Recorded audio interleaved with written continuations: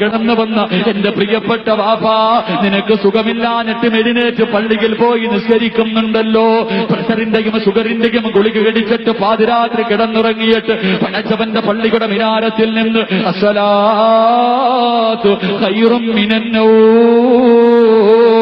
അള്ളാന്റെ പള്ളിയിൽ നിന്ന് വിളി കേൾക്കുമ്പോ ചാടി എഴുന്നേറ്റ് പച്ചവെള്ളത്തിൽ ഒതുവെടുത്തിട്ട് വേച്ച് വേച്ച് പള്ളിയിൽ പോയി നിസ്കരിക്കുന്നത് വെറുതെയല്ല ഉപ്പ, നീ കഷ്ടപ്പെടുന്നത് വെറുതെയല്ല, നിനക്ക് കിട്ടുന്ന പ്രതിഫലം പറയട്ടെ.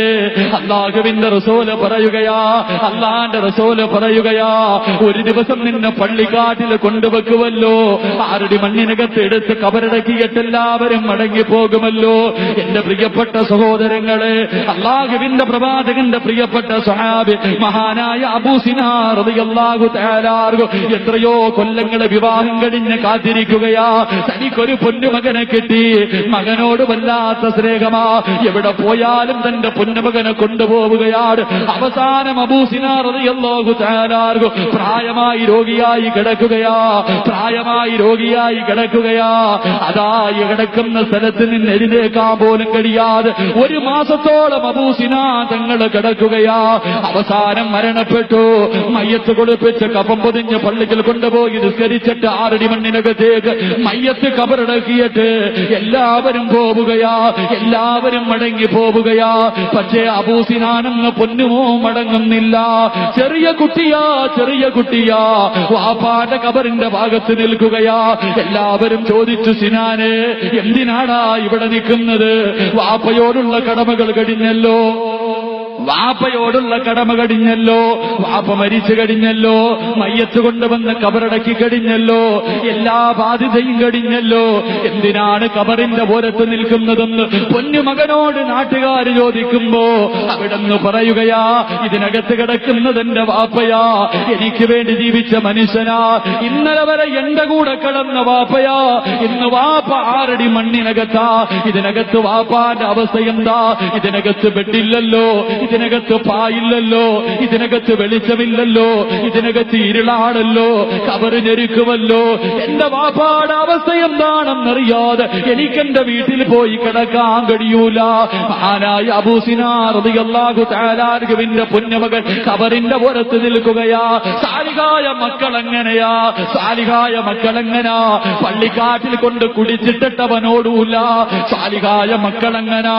കബറിന്റെ പുറത്ത് നിന്നിട്ട് ദുആ ചെയ്യും. വാപ്പാന് വേണ്ടി, ഉമ്മയ്ക്ക് വേണ്ടി ആര് പോയാലും അവന് കബറിന്റെ ഓരത്ത് നിന്ന് പോകൂല, അവൻ അവിടെ നിന്ന് ദുആ ചെയ്യുകയാ.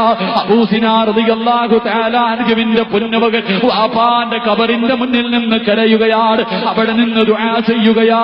നിന്ന് അവസാനം ഇരിക്കുകയാ. അവിടെ ഇരുന്ന് കരഞ്ഞ് കരഞ്ഞ് എപ്പോഴോ തളർന്നുറങ്ങിപ്പോവുകയാണ്. വാപ്പാടെ കബറിന്റെ ചാരത്ത് മകനിങ്ങനെ തളർന്നു കിടക്കുകയാണ്, ഉറക്കിപ്പോയി. അവസാനം ഉറക്കത്തിലുണ്ടല്ലോ മഹാനായ അബൂ സിനാർ റളിയല്ലാഹു തആല അൻഹു പൊന്നുമകന്റെ സ്വപ്നത്തിലേക്ക് കടന്നു വരികയാ. വാപ്പ ചോദിച്ചു, പൊന്നുമോരെ എല്ലാരും പോയല്ലോ, എല്ലാരും പോയല്ലോ, എന്തിനാടാ നീ ഇവിടെ കിടക്കുന്നത്? ഈ പള്ളിക്കാട്ടില് ആത്മാക്കളുടെ റൂഹുകളെല്ലാമുള്ള ഈ പള്ളിക്കാട്ടിൽ എന്തിനാ തനിച്ച് കിടക്കുന്നത്? അബൂ സിനാർ റളിയല്ലാഹു തആല അൻഹുവിനോട് പൊന്നുമകൻ ചോദിച്ചു, വാപ്പാ ഇതിനകത്ത് വാപ്പാടെ അവസ്ഥ എന്തെന്ന് എനിക്കറിയില്ലല്ലോ, ഇതിനകത്ത് വിളക്കില്ലല്ലോ, ഇതിനകത്ത് വിരിപ്പില്ലല്ലോ, ഇതിനകത്ത് പാമ്പുകളാണല്ലോ, ഇതിനകത്ത് തേളുകളാണല്ലോ, ഉപ്പാരെ കബറ് ഞെരുക്കുമല്ലോ. ഈ ഇടുങ്ങിയ കബറിനകത്ത് എന്റെ വാപ്പയുടെ അവസ്ഥ എന്തെന്നറിയാതെ എനിക്കെങ്ങനെ പോയി കിടന്നാൽ ഉറക്കം വരുമോ? അബൂ സിനാർ റളിയല്ലാഹു തആല അൻഹു ചിരിക്കുകയാ. മകൻ ചോദിച്ചു, വാപ്പാ 6 അടി മണ്ണിനകത്ത് എങ്ങനെയുണ്ടുപ്പാ? 6 അടി മണ്ണിനകത്ത് എങ്ങനെയുണ്ടുപ്പാ? എന്റെ പ്രിയപ്പെട്ടവരെ, നല്ല മക്കളെങ്ങനാ? നമ്മൾ പറയുമല്ലോ വാപ്പാരോട് വല്ലാത്ത സ്നേഹമാ, ഉമ്മയോട് വല്ലാത്ത സ്നേഹമാ.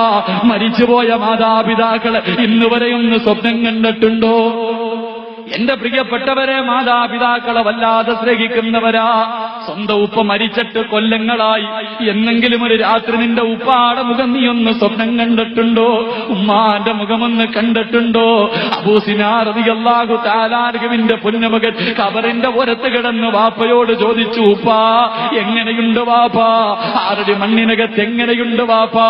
അവിടെ നിന്ന് ചിരിച്ചുകൊണ്ട് പറയുന്നു, മോനെ, എന്നെ ഇതിനകത്ത് കൊണ്ടുവച്ചപ്പോ എന്നെ ഖബറിനൊരുക്കിയത് എങ്ങനെയെന്നറിയുമോ? എടാ, ഉമ്മ കുഞ്ഞിന്റെ തലയിൽ തലോടുന്നത് പോലെ, എന്റെ പെറ്റുമ്മ എന്നെ കെട്ടിപ്പിടിച്ച് ചുംബനം തരുന്നത് പോലെ ഖബറിനൊരുക്കി മോനെ. ഞാൻ കിടക്കുന്നത് തറയിലല്ലടാ, ഞാൻ കിടക്കുന്നത് തറയിലല്ല പൊന്നുമോനെ, സ്വർഗത്തിലെ സ്വർണത്തിന്റെ വിരിപ്പിനകത്താ. എന്ത് വെളിച്ചമെന്നറിയുവോ? എന്റെ കാലിന്റെ ഭാഗത്ത് സ്വർഗം ഇങ്ങനെ തുറന്നു കാണിക്കും മോനെ. രാവിലെയും വൈകിട്ട് ഖബറിനകത്ത് കാലിന്റെ ഭാഗത്ത് സ്വർഗം തുറന്നു കാണിക്കുകയാ. എന്തൊരു വിശാലത എന്നറിയുവോ? 6 അടി മണ്ണിന് എത്ര വലിയ വിശാലത എന്നറിയുവോ? അബൂ സിനാർ റളിയല്ലാഹു തആല അൻഹു 6 അടി മണ്ണിനകത്ത് പള്ളിക്കാട്ടിൽ പെങ്ങളെ ഇതിനകത്ത് കുടിച്ചിട്ടിട്ടുണ്ട് പൊന്നുമോളെ. ഒന്ന് നോക്കു പെണ്ണ്, ഒന്ന് നോക്കു പെണ്ണ്.